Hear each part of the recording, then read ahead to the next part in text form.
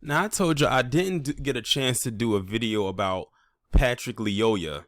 And forgive me because I think I mispronounced his name in a previous video that I did. I said Lyola, but it's Lyoya, Lyoya.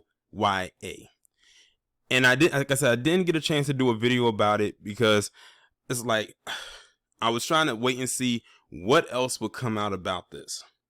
And this is what I've seen so far recently on the Twitter timeline, not mine, but somebody else's. If y'all don't know who this man is, this is Peter Lyoya, who is Patrick's father. You know, of course, he's speaking out and everything like that. And, you know, it's a very devastating time because, you know, Patrick was a black man, you know, living here in the States who was brutally murdered by these race soldiers, as we have seen time and time again, unfortunately. But something that he said is exactly why many people who are in the diaspora are completely either clueless about what goes on here in America, or they know and try to dispel what we as Black Americans try to tell them and warn them about if you're deciding to come over here. So this article I'm going to read from is from the Insider, and I'm going to read to you what the title says. Family of a black man shot in the head by Grand Rapids police. Officers said they fled from violence abroad only to see their son killed in the U.S. So you left one violent place where you all came over here, and then your son gets killed over here because I guess you thought and maybe read in the pamphlet that the U.S. was such a nice place. Or did you listen to them when they said that the U.S., the States wasn't a racist nation? Because if they fell for that, I don't know what to tell you. And this is what we call a wake-up call. It's unfortunate that it had to come down to this, but were you not paying attention to what was going on with black people here? And this is where the disconnect comes in when it comes to black people who are from here and then black people who are from other parts of the world. And it's a shame because we keep trying to warn people and tell people, look, this is what it is. We're not making this up. It's like you had to have seen what happened with George Floyd 2 years ago, at least, because the whole world did. Like, the only way you wouldn't have been able to know about that is if you was deaf and blind. And even then, someone could have signed it for you in your hand, or you could have used Braille and you would have been able to figure it out. So I'm going to go ahead and read this article right here. It says, the family of Patrick Lyoya, the 26-year-old black man who was fatally shot in the back of the head by a Grand Rapids race soldier earlier this month, decried his execution-style death in a Thursday press conference, calling for the responsible officer to be identified, terminated, and prosecuted. The press conference came one day after the Grand Rapids Police Department released a series of videos showing the fatal encounter during a traffic stop on April 4th, 2022.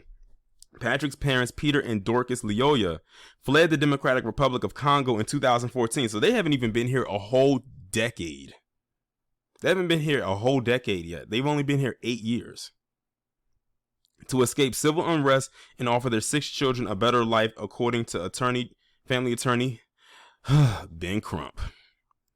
But through tears on Thursday, Dorcas Lyoya says she was astonished that it was here in the United States that her son was killed with bullets. Wow. Crazy. When we ran away from the war in Congo because it was unsafe, I thought that I came to a safe land, a safe place, she said through an interpreter. Patrick's father, Peter, also spoke via interpreter during the press conference, saying his eldest son was my life. I was thinking that Patrick would take my place, and to see that my son has been killed like an animal by this officer, to see this video they show, I see that I have no life. He said, I see my heart being broken.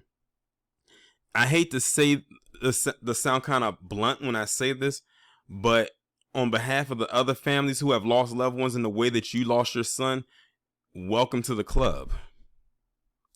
And see, like I said, this is the disconnect we have here, because they thought that they were leaving one bad place to come to a better place, and they're finding out otherwise, which also begs the question, how did you see black Americans here in the States? Did you think that they were being killed because they weren't quote unquote complying, that they were resisting like they say on mainstream media all the time?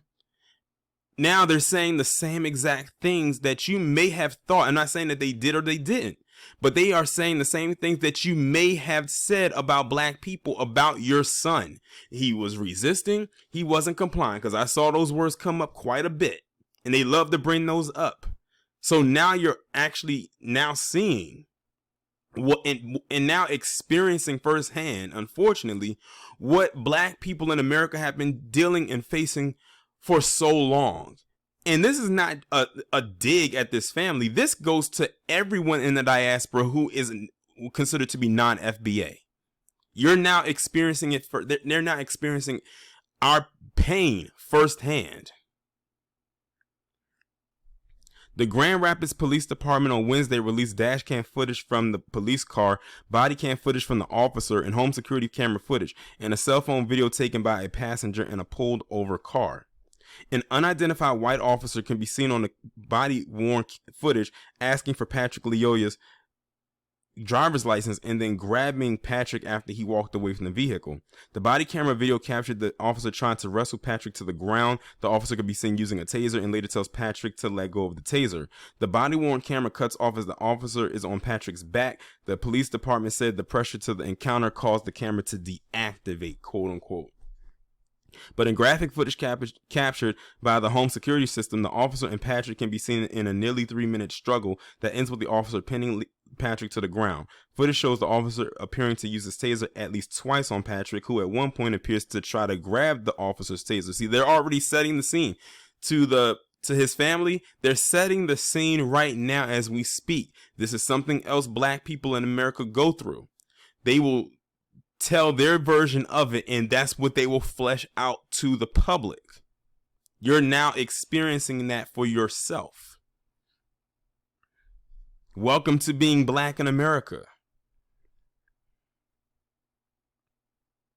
As Patrick is laying on his stomach with the officer on his back, the officer appears to shoot Patrick in the back of the head, telling the bystander filming to get back.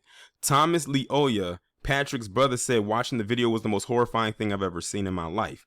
Patrick's father, Peter, said he was shown the video before it was released but told to keep quiet about it, a tactic that Crump said authorities often use in officer-involved shootings in order to try and sweep encounters under the rug. You kill him with a bullet and now you're telling me to keep quiet, to keep secret, Peter said.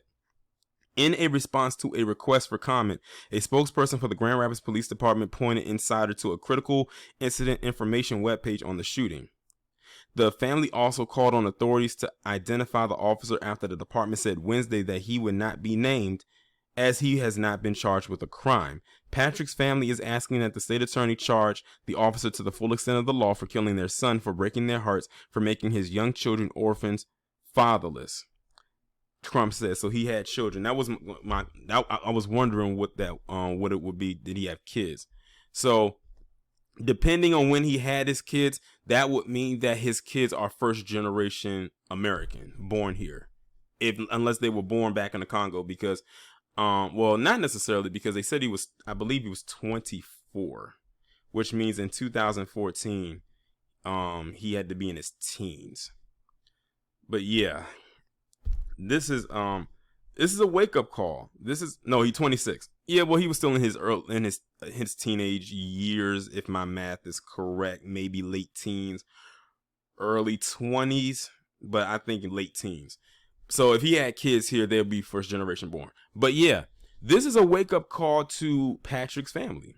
It is. It's an unfortunate wake up call, but like I said, welcome to America. Welcome to Black America in particular, where this happens way too often, way more than we would like. We've practically become, not immune to it, but we've gotten used to how they're going to operate. And it's very rare that things go in the favor of the victim's family.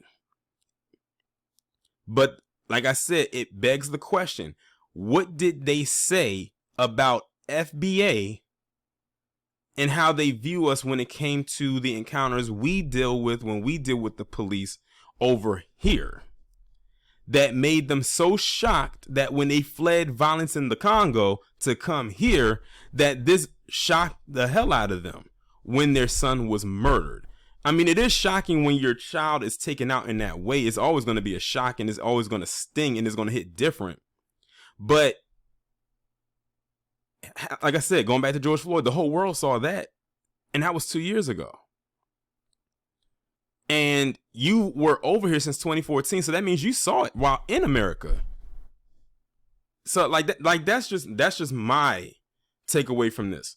My takeaway from this is that they probably did not think this was happening to their son because of where they came from they felt was more violent, and thinking coming to America was going to be more safer.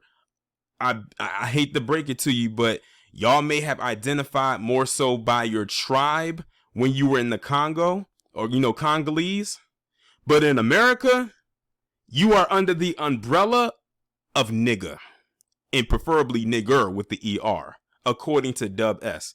And on this moment right here, you're about to find out how Dub S works if you didn't know how it worked already. So this is a wake-up call to his family. It's an unfortunate and saddening one, but a wake-up call nonetheless. And this should be a wake-up call to everyone else around the world who's in the diaspora who's never experienced this before. Come to America, and you're going to find out real quick how they feel about you.